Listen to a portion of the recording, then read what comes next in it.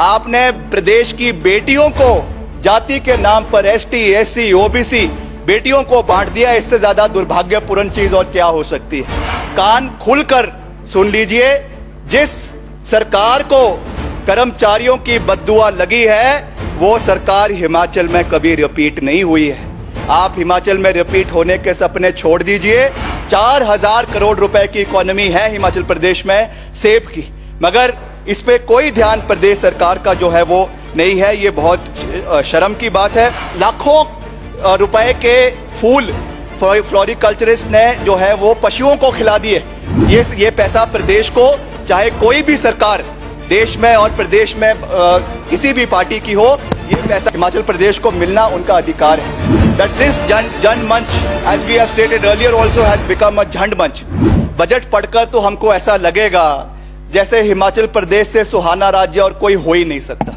यहाँ पे अभी बात करी जा रही है कि हम मुफ्त सिलेंडर दे रहे हैं, हम एक बारी का जो है मुफ्त रिफिल दे रहे हैं, मगर जिस तरीके से 2014 में जब देश में यूपीए की सरकार थी, उस समय जो अंतर्राष्ट्रीय क्रूड तेल की कीमत थी, पेट्रोल प्राइसेस जो थी, आज जो है वो लोएस्ट लेवल पर 53.5 पर बैरल जो है आज अंतर्राष्ट्रीय कच्चे तेल की कीमत है। उसके बावजूद आज तेल की कीमत जो है वो आसमान छू रही है।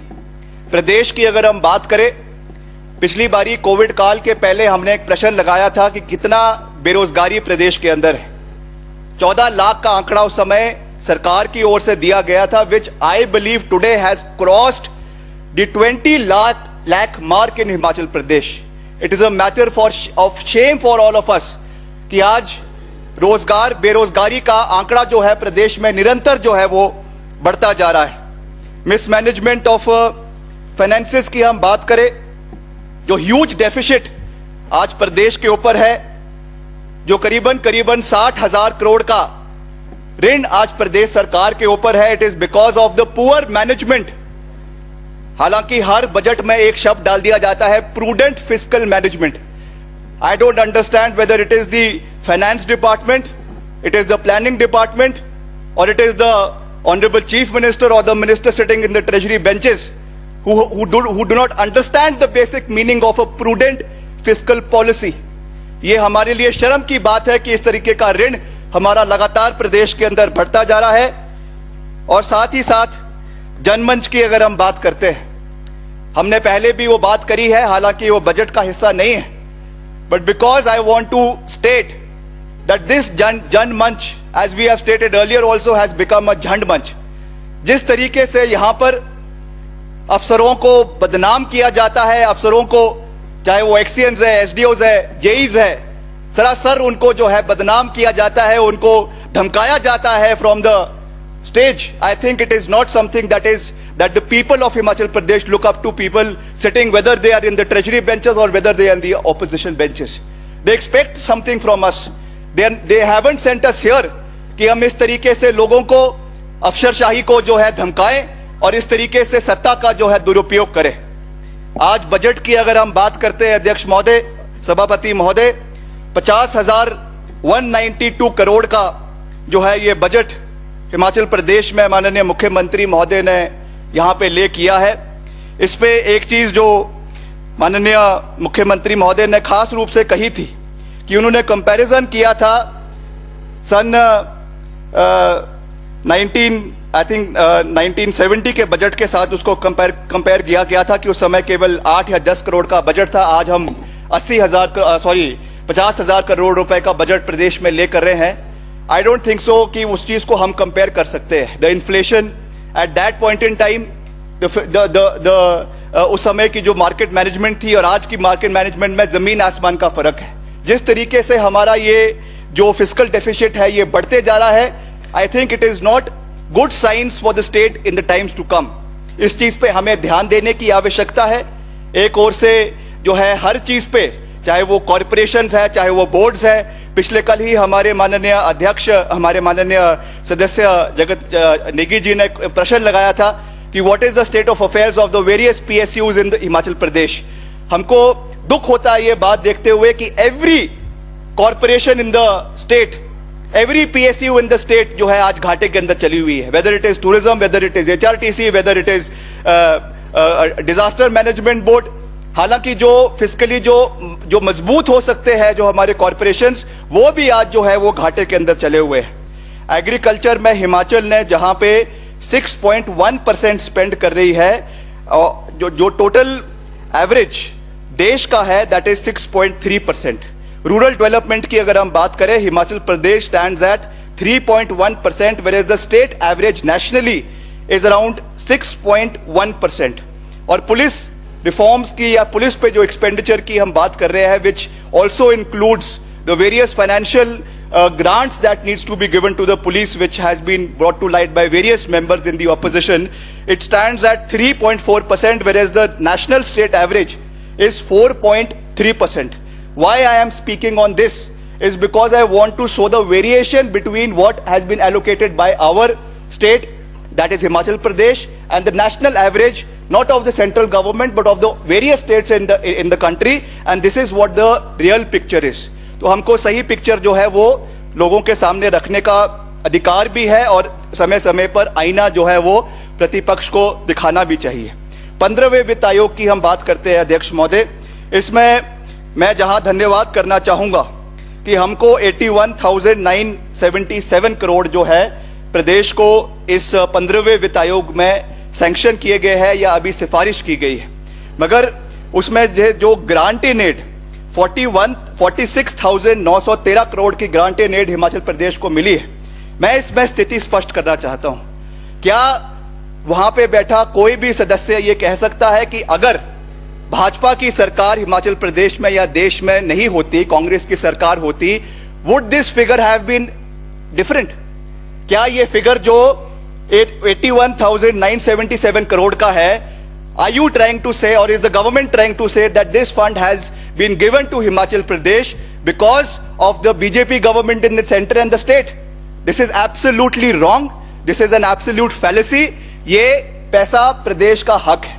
ये पैसा प्रदेश को, चाहे कोई भी सरकार देश में और प्रदेश में किसी भी पार्टी की हो, ये पैसा हिमाचल प्रदेश में कांग्रेस पार्टी, जिसमें से करीबन 1,420 करोड़ रुपए पिछले साल जो है एयरपोर्ट के निर्माण के लिए मंडी में दिया गया है, वही जो है बजट डॉक्यूमेंट में दर्शाया गया है।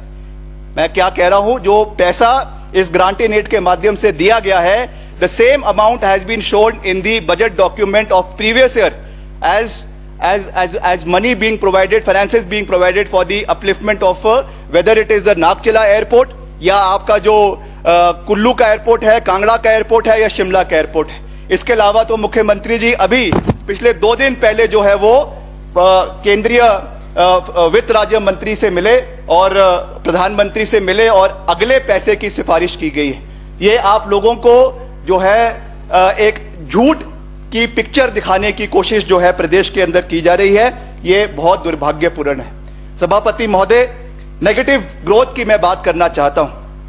अभी यहां पे एक माननीय सदस्य कह रहे थे कि नेगेटिव ग्रोथ जो है पूरे देश में, पूरे विश्व में, मगर हमारे लिए यह शर्म की बात है कि Himachal Pradesh is expected to register a negative growth of 6.2% of the current financial year 2021-22, और जिसमें टूरिज्म और हॉर्टिकल्चर सबसे बड़ा शिकार हिमाचल प्रदेश में ये इस कोविड काल में भी और इस बजट की वजह से भी प्रदेश के अंदर हुआ है। The per capita income of the state at the current prices जो है 3.7% का उसमें गिरावट आई है। मैं टूरिज्म के बारे में अध्यक्ष महोदय कहना चाहूंगा कि खास रूप से आप कह रहे हैं कि हमने नई मंजिल शुरू कर दी, रोहतांग टनल के बारे में बात की जा रही है, Ayurveda wellness centre, cultural heritage Janjehli के बारे में बात की जा रही है। Whereas the fact of the matter, my senior members sitting in the treasury benches, is that the tourism makes up around 7% of the state GDP। और इस तरीके की अगर आप बात कर रहे हैं, जब कोविड के समय में जो होटेलियर्स, रेस्टोरेंट एसोसिएशन के लोग गिड़गिड़ाते रह गए, हमारे पास भी बहुत से लोग आए कि आप मुख्यमंत्री के पास चलिए, वी वांट रिलीफ मेजर्स, चाहे वो आपके पोल्यूशन कंट्रोल बोर्ड से हो, चाहे बिजली का हो, चाहे एक्साइज का हो, but nobody was willing to lend an ear to the deprived and aggrieved hoteliers of the state. जब at the time of need अगर आप लोग उनके साथ नहीं खड़े होंगे, होटेलियर्स के सामने हम गर्व के साथ कहते हैं पूरे देश में कि हिमाचल प्रदेश जो है एक पर्यटक राज्य है, मगर अगर हम अपने होटेलियर्स के साथ ही खड़े नहीं होंगे, हमारे टूरिज्म से कंसर्न्ड लोगों के साथ नहीं खड़े होंगे, then what kind of example are we setting for the people of Himachal Pradesh? ये मैं चीज पूछना चाहता हूं। Please wind up now. Transport की बात अध्यक्ष महोदय आप कर रहे हैं कि हमने 200 नई बसें शुरू कर दी, हमने टेम्पो ट्रैवलर शुरू कर दिए, हमने स्वर्ण जयंती संग्राम स्वरोजगार परिवहन शुरू कर दिया।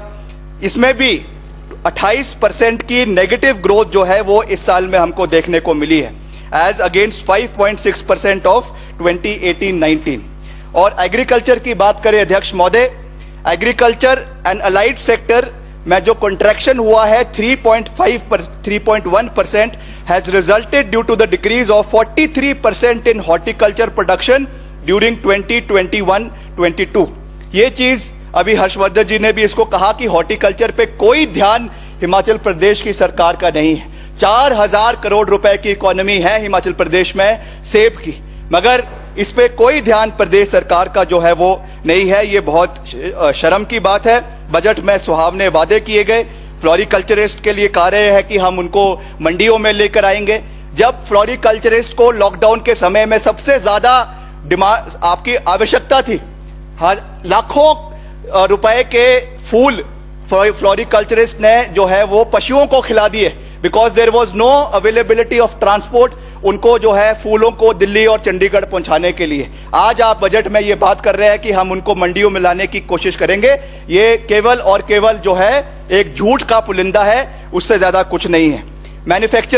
मैन्युफैक्चरिंग सेक्टर की बात कर रहे हैं अध्यक्ष महोदय, this also has showed a contraction of 14.2% during 2020-21 as against a positive growth of 0.3% in 2019-2022।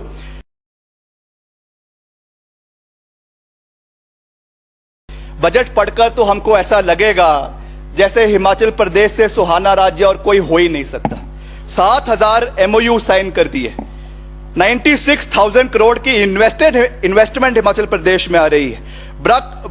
Bulk drug park 1190 crore का प्रदेश के अंदर आ रहा है। 50,000 करोड़ रुपए की इन्वेस्टमेंट केवल ड्रग पार्क में आ रही है। मेडिकल डिवाइसेस पार्क नालागढ़ में बनाया जा रहा है, प्लास्टिक पार्क नालागढ़ में बनाया जा रहा है। ये केवल बजट डॉक्यूमेंट तक ही ये पिक्चर सीमित है। जैसा मैंने कहा कि आपकी जो 0.3% की ग्रोथ थी वो कॉन्ट्रैक्ट होकर जो है -14.2% में मैन्युफैक्चर सर्विसेज में आ चुकी है। सोशल सेक्टर की अभी मैं ज्यादा लंबी बात नहीं कहना चाहता।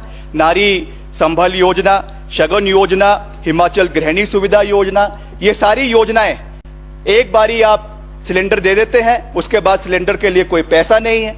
शगुन में आपने प्रदेश की बेटियों को जाति के नाम पर ST, SC, OBC बेटियों को बांट दिया। इससे ज्यादा दुर्भाग्यपूर्ण चीज और क्या हो सकती है?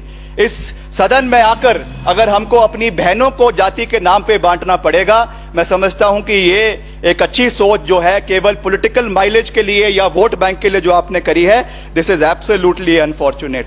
और अंत में अध्यक्ष महोदय, एम्प्लॉयमेंट क्रिएशन की बात की जा रही है कि 30,000 पोस्टें हमने जो जैसा अभी यहाँ पे बहुत से मेंबर्स ने कहा, PWD में मल्टीटास्क में निकाल दी है, पैराफिटर्स में निकाल दी है, 5,000 एजुकेशन में निकाल दी है, पंप ऑपरेटर्स की है, ITI की है, पैरा टीचर्स की है। मैं इसमें इतना ही कहना चाहूंगा कि पहले जो है आपके पास कम से कम उसको तो संभाल लीजिए।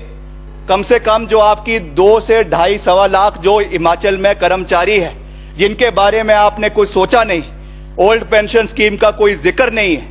आपके जो सरकारी आपके सचिवालय के कर्मचारी है 3री श्रेणी के, 4थी श्रेणी के बेचारे भूख हड़ताल पे बैठे हुए, उनके बारे में आप सोच नहीं रहे।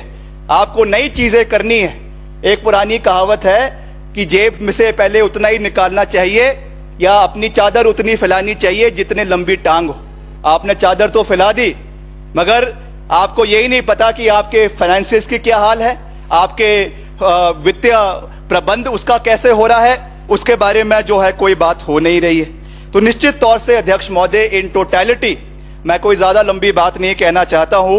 इन टोटलिटी मैं यही कहना चाहता हूं कि ये बजट ना तो प्रदेश के युवाओं को, ना प्रदेश की महिलाओं को, ना प्रदेश के हमारे कर्मचारियों को जो है ये लुभाता है। और एक बात आप सरकार में बैठे लोग आप समझ लीजिए, सुन लीजिए, कान खुलकर सुन लीजिए, जिस सरकार को कर्मचारियों की बद्दुआ लगी है वो सरकार हिमाचल में कभी रिपीट नहीं हुई है।